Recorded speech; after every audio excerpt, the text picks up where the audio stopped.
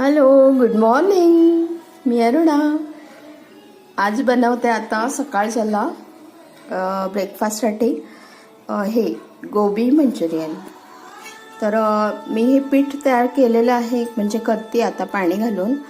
तर त्यासाठी लागेल बघा, डाळीचं पीठ, गव्हाचं पीठ, सोयाबीनचं पीठ घातले आणि रवा घातला थोडंसं.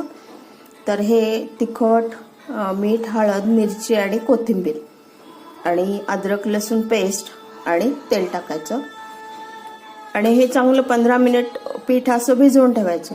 आणि तोपर्यंत इकडे मी हे कोबी चिरून ठेवलेली आहे किरणनी, आणि इकडं पीठ पण तयार करते. तर मस्तपैकी स्पेशल आणि गरम गरम छान असं गोबी मंचुरियन तयार आहे.